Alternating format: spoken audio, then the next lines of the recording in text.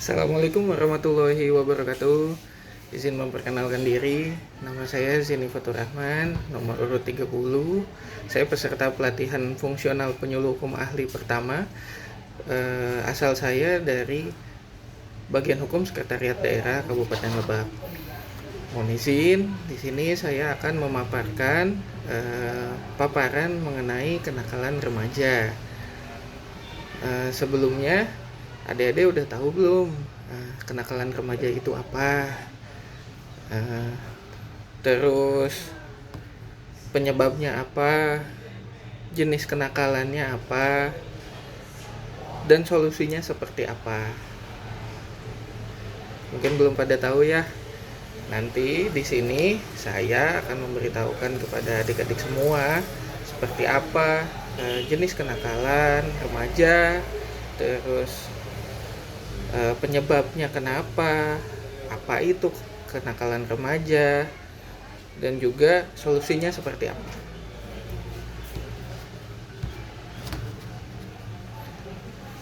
Nah, saya lanjut.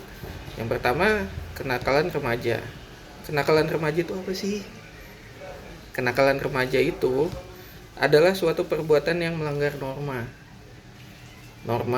aturan, atau hukum di dalam masyarakat yang dilakukan pada usia remaja atau transisi masa anak-anak ke dewasa.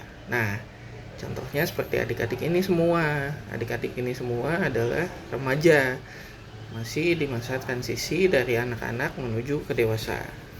Selanjutnya, apa aja sih jenis kenakalan remaja? Nah, saya jelasin lagi sedikit ya terkait jenis kenakalan remaja. Pertama, kenakalan remaja itu bisa perilaku kriminal atau perilaku non kriminal. Dalam hal ini contohnya perilaku non kriminal itu bolos sekolah. Nah, kalau perilaku kriminalnya itu adalah sampai melakukan tindak pidana seperti itu. Selanjutnya, apa sih yang menyebabkan adik-adik atau orang-orang sekitar atau anak remaja mempunyai kenakalan? Pertama, ada faktor internal dan faktor eksternal. Faktor internal itu disebabkan oleh apa? Sebabnya salah satu adalah krisis identitas dan kontrol diri yang lemah. Jadi adik-adik nih yang tadinya biasa-biasa aja, tiba-tiba diajak sama teman-temannya untuk mengikuti hal-hal yang tidak baik, akhirnya adik-adik jadi ikutan tidak baik seperti itu. Yang kedua, ada faktor eksternal, yakni keluarga yang broken home dan teman sebaya yang kurang baik. Selanjutnya, apa sih solusinya? Nah, solusinya perlu adanya pengawasan dari semua pihak terkait termasuk adik-adik sendiri. Nah, pengawasannya itu bisa berupa orang tua adik-adik bisa nanya atau tahu siapa aja yang temenan sama adik-adik, siapa aja yang bergaul sama adik-adik semua, sama teman-teman semua. Nah, kalau solusi dari internal adik-adik sendiri adalah salah satunya dengan cara mendekatkan diri dengan Tuhan. Kalau kita yang muslim, contohnya kita sholat, ngaji, ibadah, yang rajin lah gitu. Selanjutnya, saya akan menjelaskan peraturan-peraturan yang mengatur tentang anak. Pertama, ada Undang-Undang Nomor 23 Tahun 2002 tentang perlindungan anak yang telah diubah dengan Undang-Undang Nomor 35 Tahun 2014 tentang perubahan atas Undang-Undang Nomor 23 Tahun 2002. Selanjutnya, kenakalan remaja bisa dipidana atau enggak sih? Nah, mungkin ada yang tanya ya dari adik-adik, kenakalan remaja bisa dipidana atau enggak? Kenakalan remaja itu bisa dipidana maupun bisa tidak dipidana atau tanpa perlu kena hukuman pidana. Nah, kenakalan remaja yang bisa dikenakan tindak pidana itu salah satunya adalah kenakalan remaja yang melanggar peraturan perundang-undangan. Contohnya pencurian, penipuan, penggelapan. Misalnya adik-adik ada temennya yang mengambil HP temennya atau mengambil barang temennya gitu. Yang selanjutnya tidak bisa untuk dipidana. Salah satu contohnya adalah untuk kenakalan yang bersifat ringan, misalnya bolos sekolah, titip absen. Nah, itu teman-teman. Selanjutnya ada menurut Undang-Undang 23 tahun 2002, anak itu belum menurut pasal 1 ayat 1 Undang-Undang 23 tahun 2002 tentang perlindungan anak, seorang anak belum berusia 18 tahun, termasuk anak yang masih dalam kandungan. Nah, itu teman-teman pengertiannya. Jadi, dalam hukum pidana itu, anak dibagi menjadi 3 jenis. 1 anak saksi, 2 anak pelaku, 3 itu anak korban. Nah, usia pertanggungjawaban anak ini salah satunya ada rentang usianya ada di 6 sampai 12 tahun. Itu pertanggungjawabannya sebagai anak, pertanggungjawabannya oleh pembimbing,